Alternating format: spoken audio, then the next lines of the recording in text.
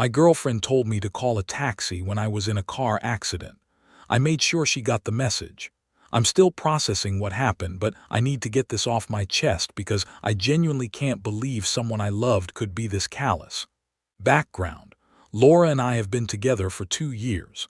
We moved in together last year, split bills, the whole domestic thing. I thought we were solid. She works in marketing. I'm a project manager for a construction company. We've had our ups and downs like any couple, but nothing that seemed like red flags until now. So 3 weeks ago, I was driving home from a job site outside the city when this jackass in a lifted pickup decided my lane looked better than his. No signal, just swerved right into me doing about 70. I managed to avoid getting completely T-boned, but my car took a nasty hit on the driver's side. Spun me across 2 lanes before I got control back and pulled over. Nothing broken, but my left shoulder was screaming. I'd got glass cuts on my face and hands, and I could taste blood where I bit my tongue. The cop who responded, Officer Miller, this becomes important later, was actually really cool. Turns out he grew up in my neighborhood, went to school with my older brother. Small world. He made sure I got checked out by the EMT, helped me deal with the tow truck, all that stuff. My car was totaled. I was banged up enough that I shouldn't drive even if I had wheels, and I was 90 miles from home. Miller told me I needed someone to come get me, so I called Laura. She didn't pick up. I texted her, "Hey babe, been in an accident on I-75. I'm okay, but car's totaled and I need you to come pick me up. Can you come get me?" 20 minutes later, I got this back. "OMG, are you okay? I'm at lunch with Jacob right now. Can you just call an Uber or something? We haven't seen each other in forever and already ordered. Let me know when you get home safe." I stared at that message for a solid 5 minutes. Miller was looking at me, waiting for an answer about who was coming. The EMT was asking if I need to go to the hospital. My face was still bleeding from glass cuts, and my girlfriend of 2 years was telling me she couldn't interrupt her lunch date with her guy friend to pick up her injured boyfriend. For context, Jacob is this dude she went to college with. They've always been just friends. He lives across town. They grab lunch maybe once a month, whatever. And honestly, I never worried about it. But the fact that her lunch with this guy was more important than me literally being in an accident, that hit different. I showed Miller the text. Didn't mean to, but he was still waiting and I couldn't bring myself to talk. He read it and his expression changed. "Seriously?" he asked. I just nodded. That's when something clicked. I wasn't angry yet, that came later. I was just cold, like something inside me just went quiet and calculating. I realized I was seeing Laura's true priorities crystal clear, maybe for the first time ever. And I decided that if she wanted to prioritize her lunch with Jacob, then she should know exactly what she was choosing over. I asked Miller, "Hey, in situations like this, do you ever need to notify family members officially? Like, if someone's been in an accident?" He caught on real quick. "Well," he said, "technically we do sometimes need to make official notification to next of kin, especially if there are injuries involved. Standard procedure in some cases. Would that involve going to where they are? If necessary for the notification, yes. We want to make sure important information gets delivered properly."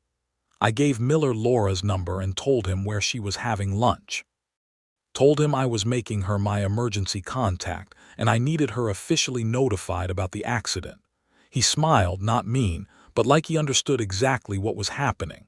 The best part: Laura had posted an Instagram story from the restaurant not 10 minutes before she texted me. Some fancy place downtown called Meridian Bistro. She'd tagged Jacob and everything. Made it real easy to find them. Miller told me to wait there. He'd be back in about an hour. I spent that time getting my cuts cleaned up properly, filling out paperwork, and thinking about 2 years of relationship in a whole new light. The EMT ended up driving me to a nearby coffee shop to wait, which was cool of him. About an hour and 15 minutes later, Miller came back looking satisfied. "Notification has been made," he said. "Your girlfriend should be here soon." Laura showed up 45 minutes later and I could tell she'd been crying. Her face was blotchy, her makeup was smeared, and she looked like she'd thrown her clothes on in a hurry. Jacob wasn't with her. She ran up to me and immediately started with Daniel. "Oh my God, I'm so sorry. I didn't realize how serious it was." But I could see it in her eyes. She was panicked, but not about my injuries. She was panicked about what had just happened to her. I didn't say much on the ride home, just thanks for coming when she got there, and gave her basic directions. She kept trying to explain herself, but I wasn't really listening. I was thinking about how she'd reacted to my text versus how she'd reacted to Miller showing up at her lunch. Funny how priorities can shift when there are consequences. When we got home, she made a big show of taking care of me. Wanted to clean my cuts, make me food, keep asking if I needed anything. But it felt hollow, like she was performing being a good girlfriend because she was scared, not because she actually cared. I told her I needed to rest and went to our bedroom. She followed me, wanted to keep talking about it, but I just closed the door and took a shower. Standing under the hot water, washing glass dust out of my hair, I realized something had fundamentally changed.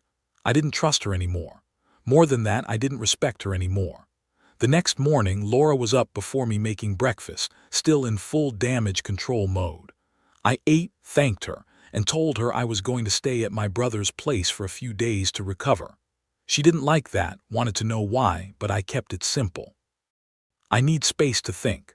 I've been staying at my brother's since then. Laura's been texting constantly, wanting to talk, wanting to explain, wanting to fix things. But I don't think there's anything to fix. She showed me who she is when it mattered. The rest is just noise. Update 1. A lot of you wanted to know exactly what went down at the restaurant when Miller went to officially notify Laura. I grabbed beers with him yesterday. Dude's become a friend through all this, and he gave me the full story. It's even better than I thought. So Miller rolled up to Meridian Bistro around 2:30 p.m. This place is downtown, pretty upscale lunch spot, lots of business people. Miller walked in wearing full uniform, and you know how that changes the energy of a room immediately. He asked the hostess for Laura by name, showed his badge, and said he needed to deliver important information regarding a traffic accident. The hostess got the manager, who walked Miller over to Laura and Jacob's table. They were sitting in what Miller called the prime real estate, big window table, middle of the restaurant where everyone can see them. Miller said Laura's face went from confused to terrified in about 2 seconds. He introduced himself, asked her to confirm she was Laura Blake, and then said in his official cop voice, "Ma'am, I need to inform you that Daniel Foster has been involved in a motor vehicle accident on Interstate 75. He sustained injuries and is currently awaiting pickup by his emergency contact." The whole restaurant got quiet. You know how it is when a cop starts talking to someone in a crowded place. People stop eating and start listening. Laura immediately started asking if I was okay, how bad was it, all that. But Miller said what really got him was her first question after the basic ones. "Wait, why are you here? How did you find me?" Miller, being the professional he is, said, "Ma'am, the injured party listed you as his emergency contact and requested official notification. He indicated you were unavailable by phone." That's when Jacob apparently started looking uncomfortable. Laura started explaining about the lunch, how she didn't realize it was serious, how she thought I could just get a ride. Miller let her talk for a minute, then said, "Ma'am, your boyfriend has sustained injuries requiring medical attention and has been without transportation for over an hour. He's requested that you be notified of the situation." The way Miller told it, you could hear a pin drop. Laura's explanation had basically just announced to the entire restaurant that her injured boyfriend had called her for help, and she'd blown him off for lunch. She realized it too, because she started turning red and speaking quieter. But the damage was done.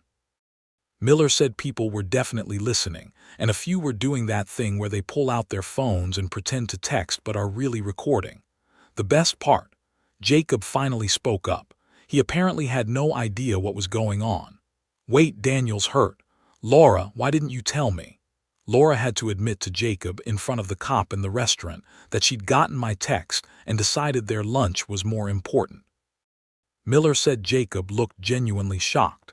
Jacob immediately stood up and said they needed to leave right now. Started putting money on the table, apologizing to Miller, asking for details about my condition. Laura was trying to salvage the situation, saying she was coming right away. It was all a misunderstanding. Miller gave her the location where I was waiting and told her to drive safely. As he was leaving, he heard Jacob asking Laura why she didn't tell him I was hurt, why she made it sound like I was just being demanding. Miller said Laura was trying to explain, but Jacob was just shaking his head. Here's the kicker. Apparently one of the other diners recognized Laura. Small world, right? It was someone from her work. Miller overheard this woman talking to her lunch companion. Oh my God, that's Laura from the Morrison account. Her boyfriend was in an accident and she didn't leave lunch to help him. I cannot imagine how Laura felt hearing that. When Laura picked me up later, she was clearly shaken. Not just worried about me shaken, but humiliated and panicked shaken. She kept asking how the cop found her, why he came to the restaurant instead of just calling. I didn't explain. I just said he needed to notify my emergency contact officially. The drive home was awkward as hell. She tried to explain herself, but every explanation just made it worse. I didn't think it was that serious, okay, but I texted that I was injured and needed help. Jacob and I haven't seen each other in months, and that was more important than your boyfriend's well-being. But the thing that really got to me was when she said, "You didn't have to send a cop to the restaurant. That was embarrassing." Embarrassing. Not "I'm sorry I abandoned you." Not "I should have come immediately." That sealed it for me. She was more upset about facing consequences than she was about what she'd done to deserve them. Miller told me that in 15 years of police work, he's never delivered a notification quite like that one.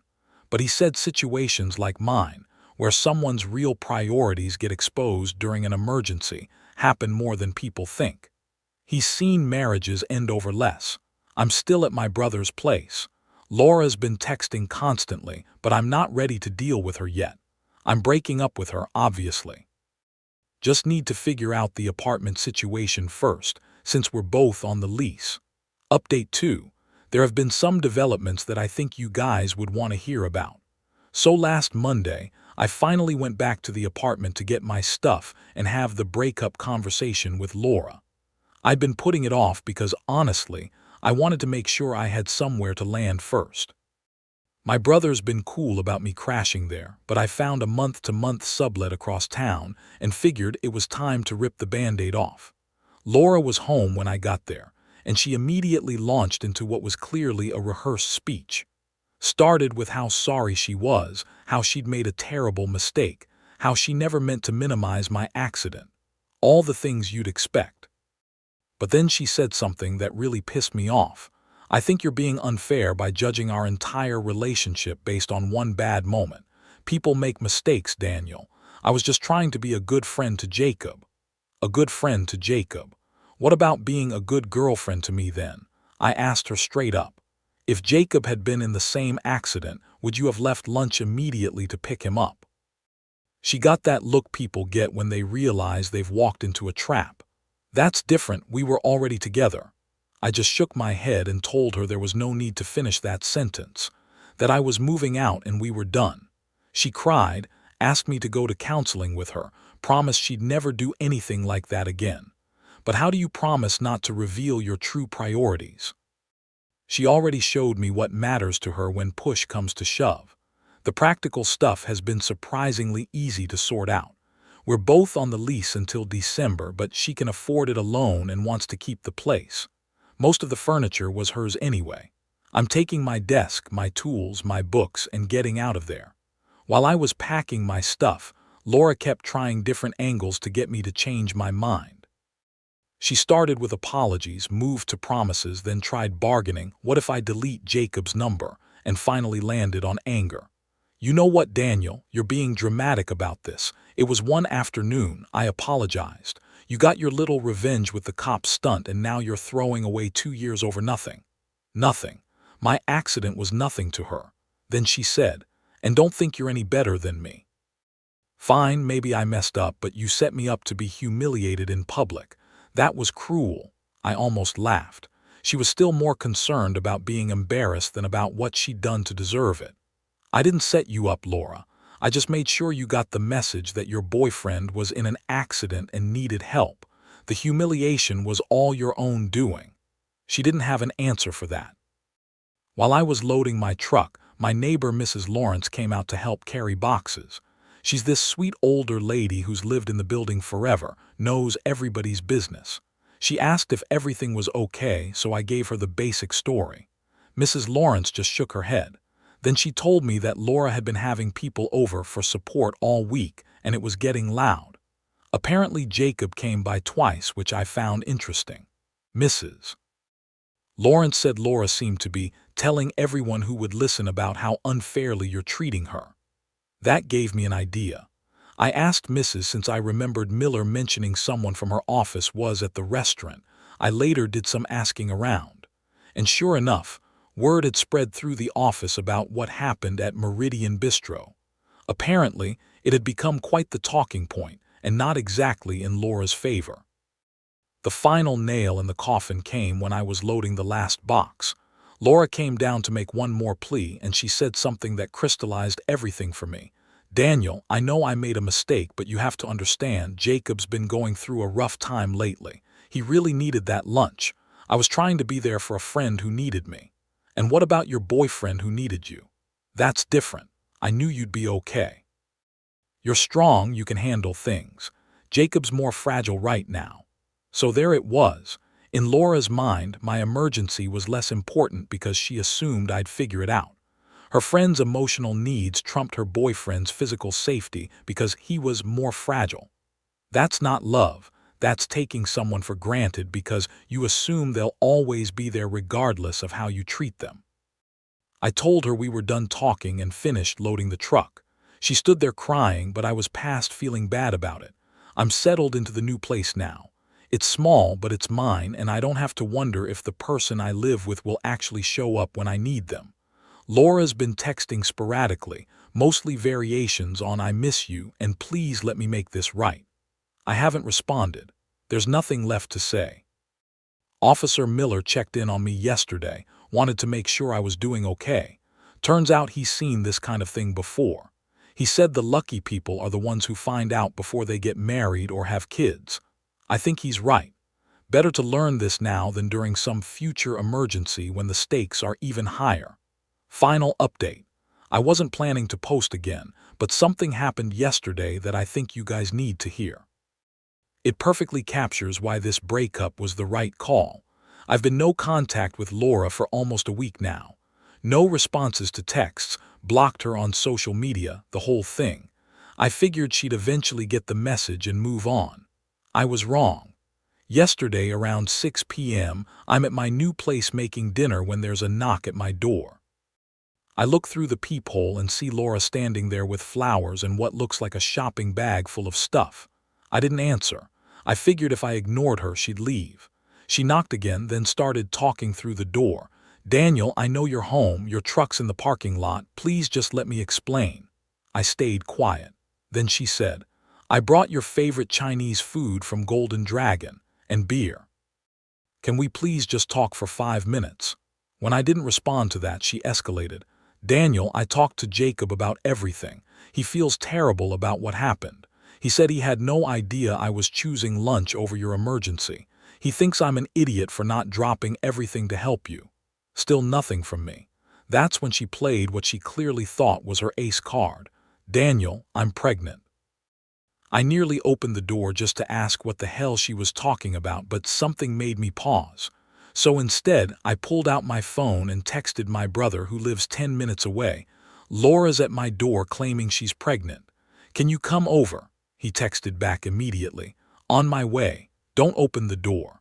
Laura kept talking for another 20 minutes. The pregnancy story got more elaborate. She just found out, she was scared, she needed me. We could work through our problems for the baby's sake. She was crying, begging, saying she'd made the biggest mistake of her life. When my brother showed up, he came up the back stairs. My apartment has 2 entrances, and I let him in quietly. We listened to Laura's speech through the door, and my brother started recording it on his phone. After about 40 minutes total, Laura finally gave up. We heard her leave the flowers and food by the door and drive away. Honestly, I don't think Laura was actually pregnant. If she was, she would have led with that information weeks ago when she was trying to save the relationship. She wouldn't have saved it for a last-ditch door-side plea after no contact. I decided to ignore the whole thing and see what happened next. This morning, I get a text from my buddy Jake, who works in it at Laura's company. "Dude, Laura's telling people at work she's pregnant with your baby and you abandoned her after a fight. Thought you should know." Classic move. Create a narrative where she's the victim and I'm the deadbeat who walked away from his responsibilities. I screenshotted Jake's text and sent it to Miller, asking for advice on how to handle this. He called me back within an hour. "Daniel, this is harassment now. She's making false claims that could damage your reputation at work and in your community. You want to nip this in the bud." Miller suggested I document everything, save the texts, get witness statements from my brother about the door incident, keep records of her attempts to contact me. If she keeps escalating, I might need a restraining order. But he also had a simpler suggestion. Sometimes the best way to handle lies is with truth. "You got any mutual friends who might be hearing this story?" I did. Laura and I have several mutual friends from college, plus some couples we hung out with regularly. If she was spinning a false pregnancy story, they deserved to know the truth. So I sent a group text to about 8 people we both know. "Hey everyone, heads up that Laura and I broke up 2 weeks ago after she chose not to help me when I was injured in a car accident. She's now claiming to be pregnant and telling people I abandoned her. Just wanted you to hear the real story from me. Hope you're all doing well." Then I attached everything I documented. Within an hour, I had responses from 6 of the 8 people. The general reaction was shock, both about the accident situation and about Laura's apparent lies. 2 of them said Laura had already reached out to them about the pregnancy, asking for advice about how to handle my abandonment. Apparently, Laura had told them we broke up because I was being unreasonable about her having male friends. She never mentioned I was hurt. Given everyone's reaction to my text, Laura's story would probably blow up in her face soon. Good luck isolating yourself with your own lie.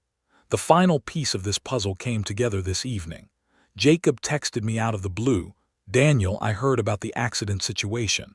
I had no idea. I'm really sorry, man. Also, she's been telling people she's pregnant with your kid. I know for a fact that's not true. We can talk more if you want." Interesting. Jacob knows for a fact that Laura's not pregnant. I didn't ask for details, but I have my theories. I'm done with all of it. Changed my number today, blocked her on everything, and told my work security about the situation in case she shows up there. My brother's been amazing through all this, and Miller said to call him if she escalates further. But honestly, I think she'll move on once she realizes the lies aren't working. People like Laura usually find a new target for their drama pretty quickly. The whole experience has been weirdly liberating. I feel like I dodged a massive bullet. I'm moving on with my life now. Got a good job, good friends, good family. That's enough for me. Thanks for the support and the reality checks, Reddit. Take care of yourselves. Peace out.